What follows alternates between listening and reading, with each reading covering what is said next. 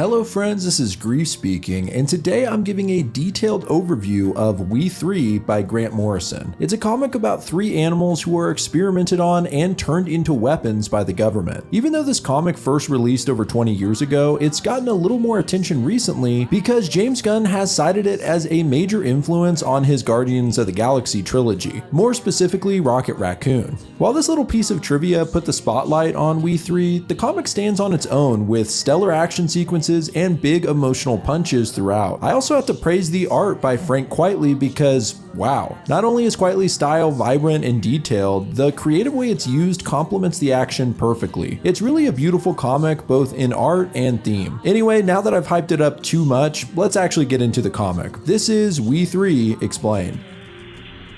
The cover here is already kind of ominous, as it's a poster of a missing brown lab that answers to Bandit. The actual comic kicks off in an apartment building with a man running on a treadmill and something hiding in a shadowy vent nearby, watching with glowing red lights on its back. Another one of these creatures watches a group of men in another room. Judging by the random high-powered guns laying around and their uniforms, these guys are military, but right now they're just drinking beers and watching TV. We then see these robotic-looking beings scuttering through the halls of the building, and the man on the treadmill must have seen something. He goes into a full panic and grabs some Uzis, aiming them at the front door. He hears a sound outside and starts firing through the door before kicking it down. As soon as he does, however, we're hit with a sudden and gory image. Hundreds of bullets tear through the man in a bloody mess. It's a great showcase of the art style, which is insanely detailed and graphic. All that's left is the man's foot sitting in the doorway and a puddle of blood. We can just barely make out the attacker's robotic body moving down the stairs, and the rest of the men's corpses strewn about. The building goes up in flames as three figures exit and enter the back of a pet supplies truck nearby. It then cuts to a new batch of newspapers in the US with the title Guerrera Assassinated, implying that the man on the treadmill was an important political figure in another country. We then get a quick look into the back of the truck that the robots entered and see that it's some kind of high-tech operation. The truck arrives at a secure location at some kind of facility, and finally the robots' helmets are removed, revealing a pretty shocking sight. A dog, cat, and bunny are inside and seem to be wired to the suits. Elsewhere in the facility, some scientists are showing off one of their experiments to a general and senator. There's a group of rats with some metal parts sticking out of them working on a large machine. Dr. Trindle, the lead scientist here, says that a whole rat colony working together can assemble a jet engine out of spare parts in just 2 days. It seems the plan is to use this technology to replace the workforce with animal slaves, as well as use them as weapons. If this guy doesn't sound like a villain already, he then demonstrates his point by using a remote control to force one of the rats to kill another. It's particularly brutal because the rat he's controlling has a drill for a head and starts drilling into the other rat. Next up is the large animal prototypes. The senator, referred to as Mr. Washington, is introduced to a woman named Roseanne Barry, who's in charge of the very three animals we saw earlier. She calls these experiments bioorgs and says that the rabbit, Pirate, was designed to deliver mines and poison gas. The dog, Bandit, is like a small tank, and the cat, Tinker, is a lethal stealth machine. She then shows off how intelligent these animals have become since integrating with the hardware by introducing Bandit, who she calls One, to the senator. Shockingly, the dog actually speaks, declaring, "I am good. Are you good, Mr. Washington?" It'd be impressive if it wasn't so sad seeing this poor dog with wires sticking out of his head. The senator is shocked and worries what would happen if he escaped. At the same time, Bandit cocks his head and repeats the question, "Are you good too?" Dr. Barry assures Mr. Washington that with the restraints in place, the dog will only attack the enemies of our nation. The cat then starts speaking, calling the men stinky and saying she's hungry. Despite the progress made with these animals, the general says he's decommissioning We3. He says they're obsolete and will soon be replaced. Dr. Barry is clearly not happy about this, saying that these three animals have shown more progress than any other. Later, the general wishes he had shown Washington the Mastiff, aka animal number 4. That's just a little foreshadowing for later. Turns out that Senator Washington is on track to become the president in November and is wanting Bioorg mass production to end conventional warfare. The general thinks the public will have a big problem with three cute, talking killing machines and tells Trindle to put them out of their misery. Just a side note here, throughout the majority of this comic, the animals are referred to as 1, 2, and 3. This works fine in the comic format, but not as well in a summary video like this. So for the sake of confusion, I'll refer to them by their actual names, Bandit, Pirate, and Tinker. This next section of the comic is really cool. It has almost no dialogue as we watch what happens through a series of security camera footage. Trindle clearly makes the call to Barry, telling her to put down the animals, but instead we can see her making some changes to the codes for the animal restraint locks. She grabs her stuff and starts exiting the facility, and shortly after we see the dog baring his teeth. As Trindle starts to walk into the lab, he's knocked on his ass in a flash as one of the robotic animals rushes past him. The animals then tear through the facility in an escape, killing multiple scientists and employees along the way. Dr. Barry is just near the exit when she hears the commotion behind her, and she says out loud, "Kill me, I deserve it." However, the animals leave her be and exit the facility into the night. Here we get a beautiful 2-page spread of the animals against the starry sky, and it's the best look at them we've gotten so far. I love the design of their suits. They're so bulky and smooth. It looks like something from a classic sci-fi movie. As the sun rises, Trindle is assuring the general that the animals will be hunted down and destroyed, and Dr. Barry is being contained and questioned. The general acts like this should be easy to get control of, it's just some pet animals, but Trindle reminds him that these are weapons trained to kill and won't go down without a fight. Meanwhile, the animals are out in the woods and question what they should do and where to go. They talk in a really weird way, kind of like cavemen, which I guess should be expected, but it's partly what makes this so sad. These poor clueless animals having no real understanding of what's going on, but still just enough intelligence to be scared and confused. We see the cat, Tinker, shoot a bird out of the air and then jump up and eat it. Finally, Bandit declares that they will go home, and it seems like he might be referring to the lab. Tinker doesn't want to follow and says she wants to stay here and eat. She then ominously declares that they have no home now, and in the distance, above the forest, military choppers move in.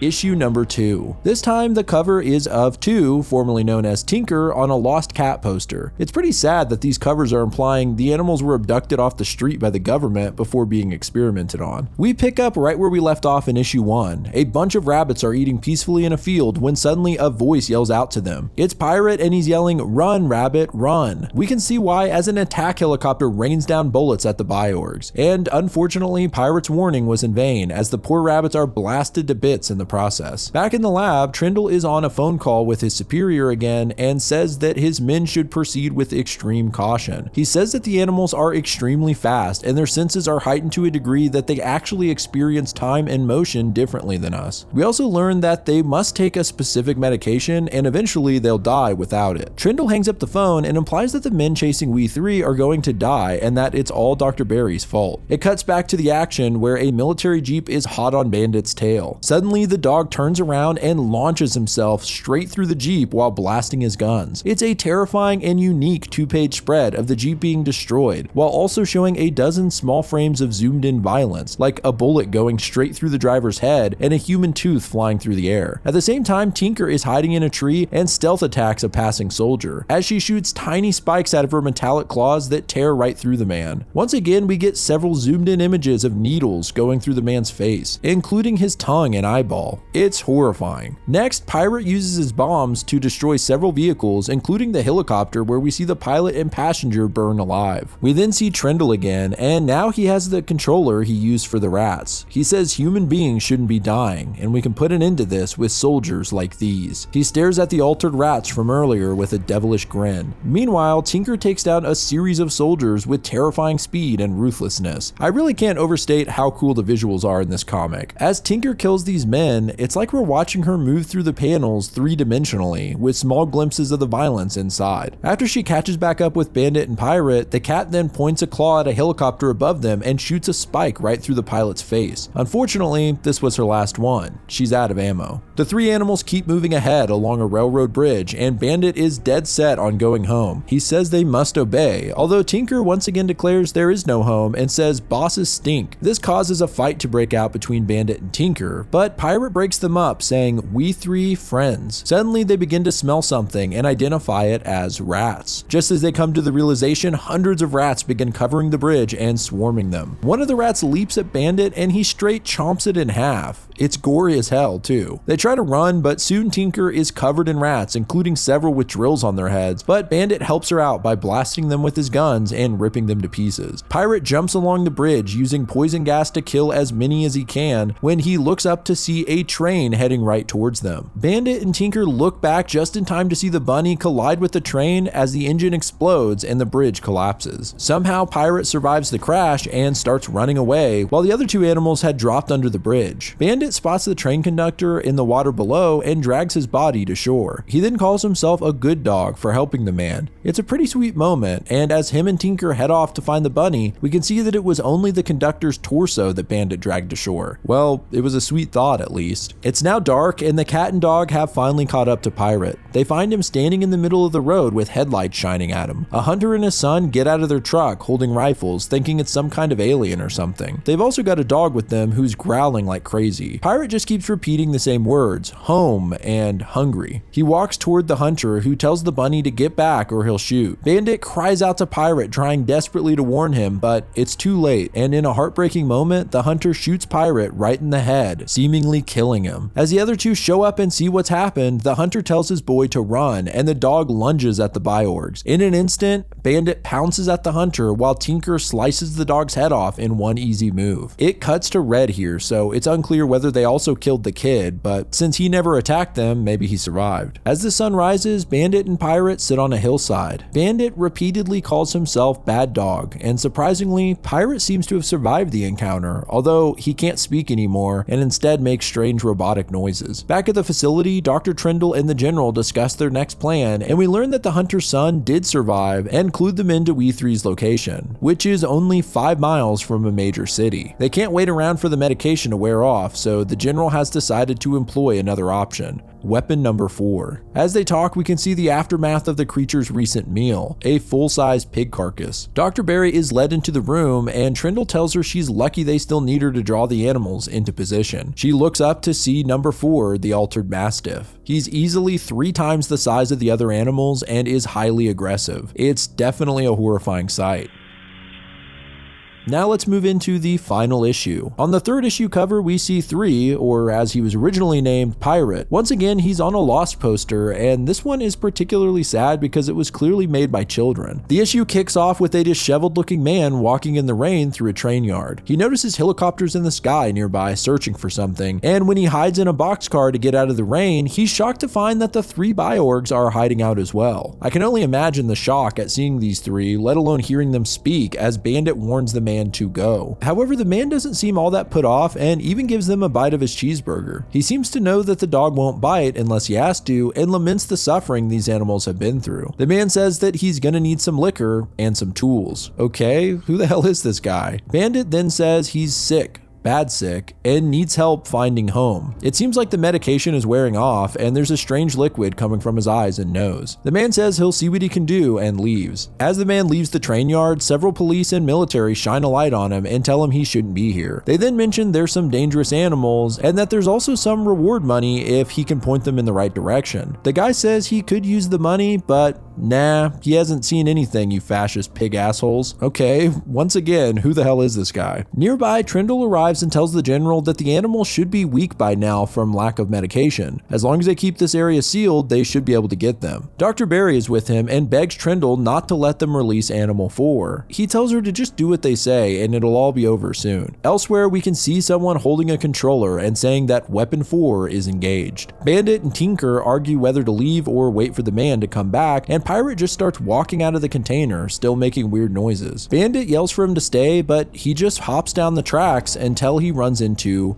4. The Mastiff is a daunting figure, but Pirate stands his ground despite looking pretty rough. He's leaking from his eyes and nose, not to mention the giant wound in his head from being shot. As the other two see what's going on, Tinker leaps onto a train and runs away. Bandit is left alone in the rain, whining. He looks over and sees that the giant dog has gotten Pirate in his jaws and is chomping him up. I don't think Pirate can survive this one. However, it seems he didn't plan to. As 4 sinks his jaws into the bunny, Pirate releases his last bomb, exploding them both. The General and Trindle watch this all unfold from up high and declare that that's one down, and they hope to God it's the cat, considering this is the perfect environment for her abilities. Bandit runs away from the explosion when he starts to hear his name, or in this case, number being called. He follows the voice to find Dr. Berry, who greets him. He pleads with her to not, as he puts it, decommish We3, and she breaks into tears when she sees how sick he is. He sinks his head into her hands and calls himself Good Dog and says he wants to go home now. As he does, snipers position their laser dots on his head, ready to make the kill. However, Dr. Berry can't bring herself to go on with this plan. She says to the dog, "The name on your collar was Bandit. Your name is Bandit." Then she jumps in front of the dog and tells him to run, sacrificing herself for him as bullets rip through her body. Bandit then runs for his life in fear and anger and repeatedly calling himself a bad dog. He's then hit with bright lights and looks up to find number 4 looking down on him from atop a truck. The colossal dog survived the blast and, even being damaged, is out for the kill. The two dogs face off, and as they do, Dr. Trindle explains to the general the Mastiff's capabilities, like how he's bioengineered to emit 10 times the normal levels of top dog pheromone, and how he has targeting lasers that track motion and body heat. Bandit then takes a pretty brutal hit, and his odds are not looking good in this fight. At the same time, the general wonders where number 2 is, and says that Dr. Berry was very gifted. She taught the animals to work as a team. Just then, 4 senses something and turns around to see Tinker flying through the air at him, claws out. She lands on the dog's big head and starts viciously clawing at him, ripping one of his eyeballs out. Bandit tells Tinker she's good and takes the opportunity to tackle the beast through a brick wall. Unfortunately, this leads them right into a tunnel with dozens of cars whizzing by, causing a pileup. The animals are now within reach of innocent civilians. Trindle immediately makes a call saying to terminate 4, and we can see why. Some cops in the tunnel start firing at him, and the giant dog attacks them with no restraint. However, Bandit jumps in just in time to save the cop from being obliterated. He's a good dog, and this time the guy is fully in one piece. Just then, they remote terminate 4, exploding his head before he can hurt anyone else.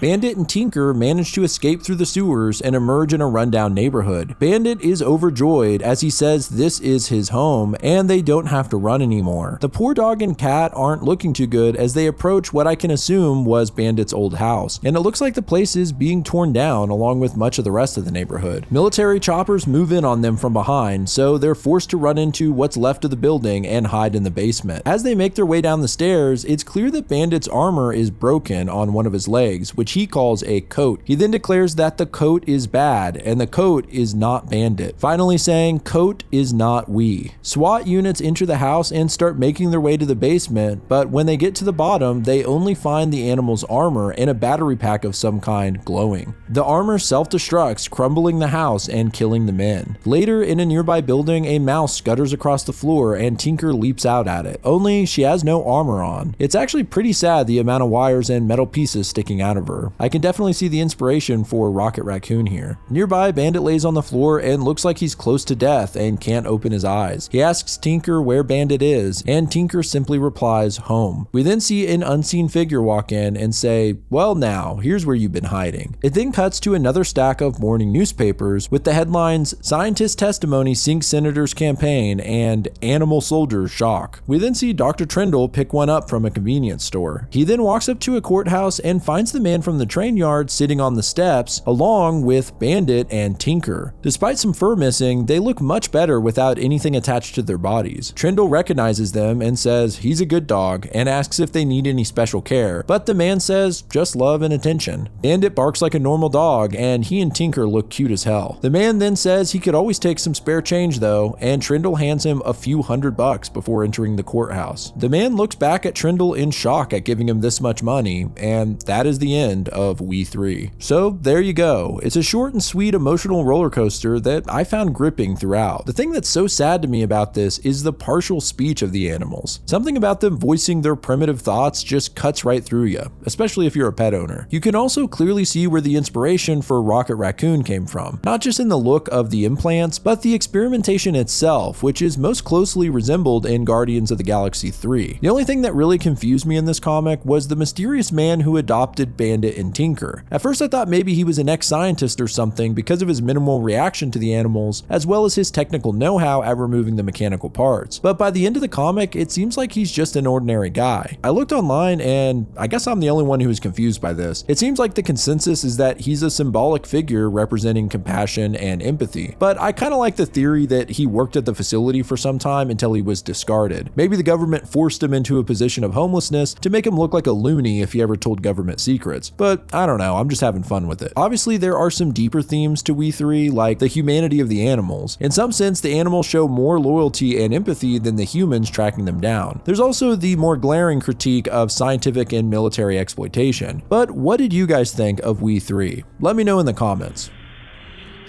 Shout out to Kill Me Katie as always for the intro and outro music, which is likely playing right now. And if you want to see your art at the end of my videos, email me a submission to the address below with a name or social media handle. But I appreciate you guys watching at all. This is Grief speaking. Goodbye, friends.